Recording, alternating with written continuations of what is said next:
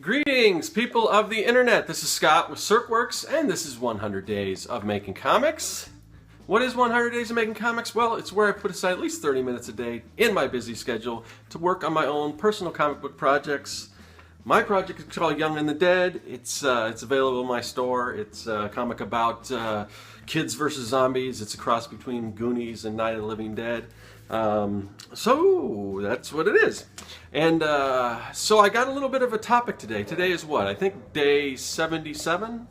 It's been a while since I've actually sat down and had a topic. I usually just kind of update you on how the progress of the comic book's coming. Sometimes I'll take a break and just show you some old artwork or something like that. But I thought it's been a while since I actually had a topic in mind instead of just riffing on whatever was going on. So I'm going to talk a little bit about how artwork can kind of progress, can kind of change styles as you move along, and talk about keeping on model and things like that. And if you don't know what that is, I'll kind of explain. So let's see, where should I start off? I got a bunch of stuff I kind of want to show everyone. I guess I'll show off, because I was talking yesterday. I was showing you some sketches that I did, and I think I even mentioned that I looked back at the first sketches that I did of my characters and how they've kind of changed and evolved since then. So I thought I'd kind of, I think first what I'll do is kind of show you a comparison. So let's see. So yesterday I showed you this sketch of, this is kind of the main character of the story, Sam. It's an ensemble cast, so I hesitate to say main character, but he's kind of the main character. Actually, sort of a Mary Sue character, because he's kind of a little bit based on myself. But anyway, so anyway, this is Sam, and that's the current sketch this I'm doing for the webcomic that I'm working on right now, as far as a little bio and everything. So, but this is the original sketch I did of him. As you can see, it's quite a bit different. I mean, some of the things are the same. I mean, he's kind of got the same outfit on, the jeans and the striped shirt and everything. Still got kind of the backpack and everything. This one's a little more sketchy, the style and everything. You can tell, I think he looks a little younger here. Possibly, maybe not, I don't know. This one's a little, I don't know, it's a little more clean and everything, which is kind of the style I'm going. But this was the very first sketch. This was me kind of trying to figure out what he should look like. And he's, as far as the general idea, it's stuck pretty close with that. I mean, I used to, one of the things I used to do is I would just do all kinds of different sketches and try to hammer out exactly what the character looked like and all this stuff, and that's good, and I'll explain kind of some benefits to that later on. But when I first started this book, and I'm sure I told this story before, but some of you people are new, so I started for this thing called the Mini Comics Dump Truck, which was, I think we had 6 months to create a mini comic, and it was supposed to only be, around 8 pages. And then I got into it, and I really, was liking what I was doing, and I'm like, I think I should just take this opportunity to create a whole, like a full size, like a 24 page comic book or whatever. So I knew, because of that, with the 6 months, and there are people that create comic books in a month and everything, and a lot of times they're getting paid to do that, and a lot of times they have other people helping them, like one person will paint pencils, another person will do the inks and all that. But I knew for one person, for me to create a whole comic book from, the beginning to the end, myself, I was going to have to find a way to kind of streamline that. So one of the things that I did was I tried to cut out like a bunch of the preliminary sketches and just try to just kind of power through it, and not worry too much about setting up the world, like designing like a map of the neighborhood that took place, and go into so much character on each one of these people. Instead, I kind of based most of those characters on, people I already knew, or people that, I've kind of already had an idea in my head, so I wouldn't have to keep going back to reference and sketching, and that's the same thing. So yeah, so you can see the kind of the differences. Now, when I started drawing it, it's still pretty close. I could show you, this isn't, when I first started the comic, that's not the exact style I was working with. It's still fairly close to what you see now. Let me see if I can find a picture here. Yeah, where are we?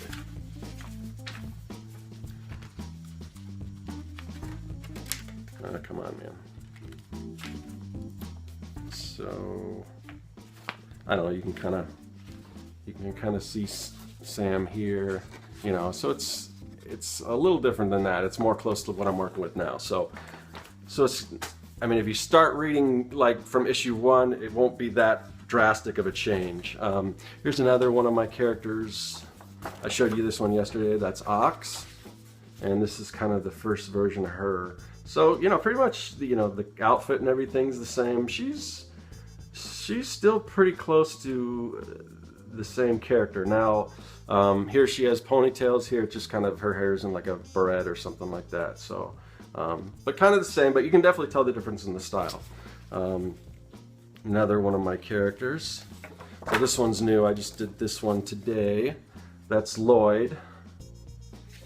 And here's the first sketch I ever did of Lloyd. So again, you know, outfits and everything very similar, but the style's just different. The style kind of evolved. And one last one I'll show you. I had this one penciled yesterday, but I finished inking this. This is Stephanie, and that's Stephanie from the first sketch. So yeah, this one again a little cleaner. Anyway, but so yeah, so you can see how things can kind of evolve, and that's something you have to, you know, you want to think about. You don't want to, you know, you don't want your characters to start off one way and look totally different, but that happens, and even you know, brilliant cartoonists and everything, a lot of times when they start working, especially if it's a long-term project, the characters will tend to evolve, especially if you're like working, especially if it's like a cartoon where you're drawing this character, like a strip cartoon where you're drawing the character over and over. You'll see that the progression kind of gets a little more simplified. Probably the best example I could point to of this would be The Simpsons. Now, if you've watched the old Tracy Ullman show, you may remember The Simpsons, or even the first few seasons of The Simpsons. They looked a little bit different. So here, you can kind of see, here's a picture.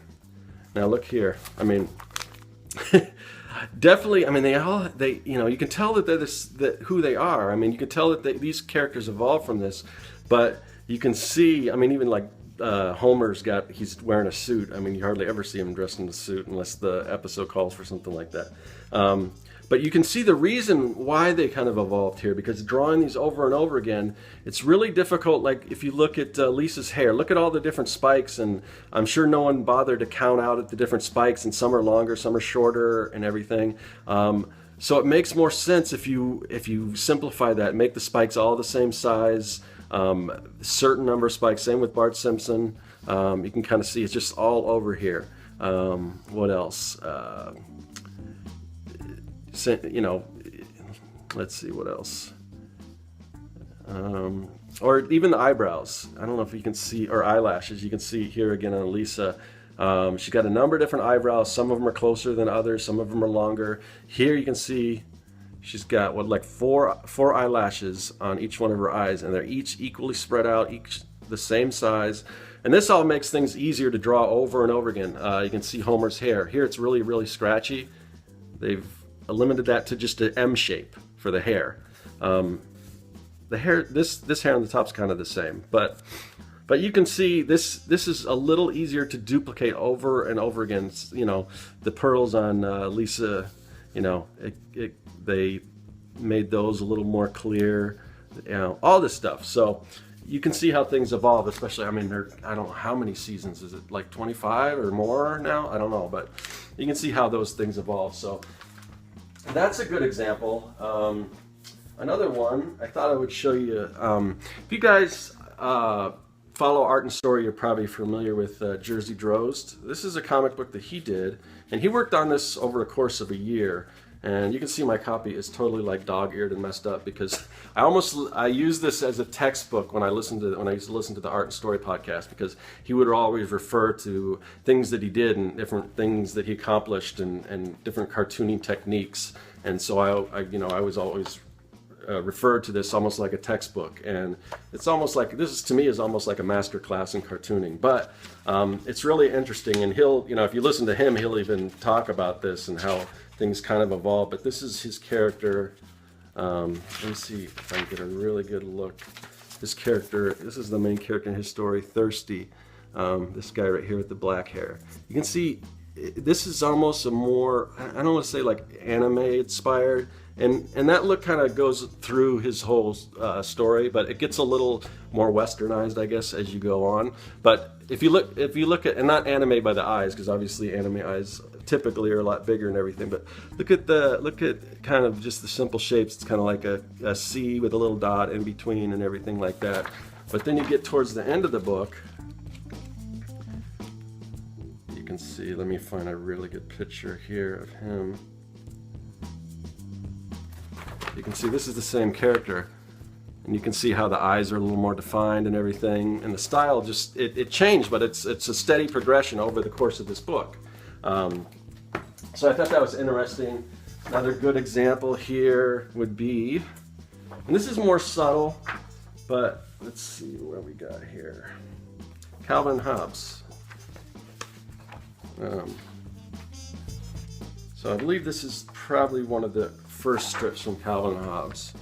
And this, you know, when you think Calvin and Hobbes, this is, you know, these are definitely recognizable. And it doesn't, his stuff doesn't change so much, Watterson's, from this first strip to, I don't know if this is the actual first strip. But one of the things that you notice, there are subtle changes. Like if you look at the body style of like Hobbes, and look at one of the newer ones, see kind of how much more lanky and taller he got. I'm trying to look at this while I'm showing, but you can kind of see here, look how tall he is in comparison to Calvin as before. He's a little squatter and everything. So this kind of things can change as you go along. But one that really surprised me, and both of these, you know, I showed you Calvin and Hobbes. It's kind of, let's see. It's I mean, Watterson, I would assume, is influenced by Walt Kelly's Pogo strip. Same thing, definitely with Jeff Smith's Bone. But the one thing that really amazes me about Bone is that, you know, I can hardly tell much difference from these first pages, the characters, to you know, towards the end of the book. And look how thick this book is. Look how much. So.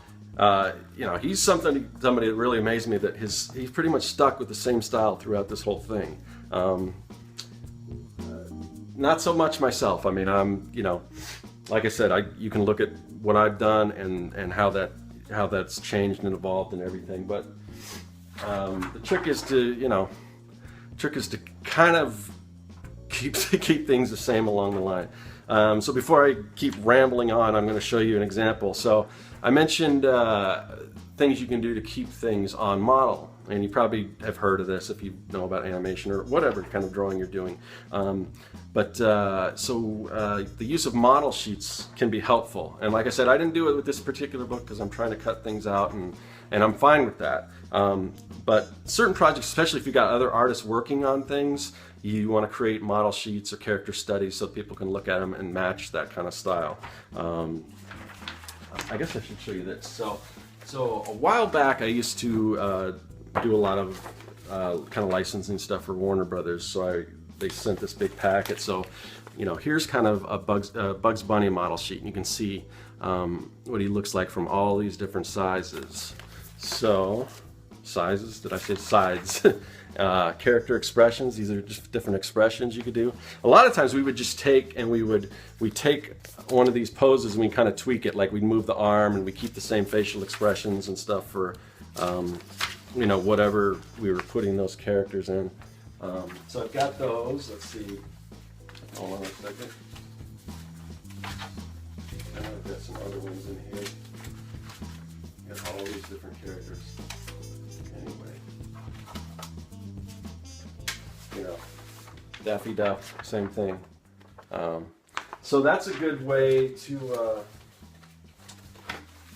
and the reason why Warner Brothers gave us this packet is so we can keep things on model, because their characters are very iconic. They don't want them to deviate from that. So those those are some Looney Tunes model sheets from you. Here's one that I did for a, I don't know if you guys are familiar with Turok the Dinosaur Hunter. He's like a video game character. He was like, I think, was it Valiant, an old Valiant? And before then, I think, because I think they acquired some properties from, maybe it was Dell or something like that. But I was working with an animation studio that they were developing a Turok, like a 3D animated movie that never actually happened. But so these are some of my Turok model sheets. So just a quick kind of turnaround. You get to see them from the front, you get to see them from the back, and then the side. And from that, you can kind of extrapolate and make whatever, you know, kind of pose you want. So if you're really concerned about that kind of thing, that's something you can pay attention to. Is that it? Is that it? That might be it. So yeah, I mean, and then I think I mentioned before that I worked on a children's show. So for all those things, we actually did the same thing based on kind of what I learned from the Looney Tunes model.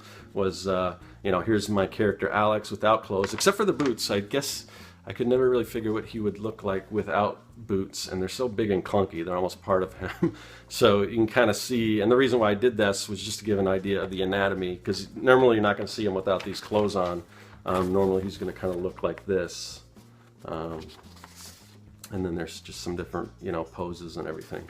So, yeah, I don't know. That's probably about it for today. Yeah, this is going a little long, but yeah, I just wanted to talk about, you know, how character designs evolve, and if you're really concerned about that, how you can create model sheets in the beginning and pay close attention to them and everything. But it's depending on the project, it's kind of really up to you what you want to do. So that is it for today. I'll see you guys tomorrow for day 78.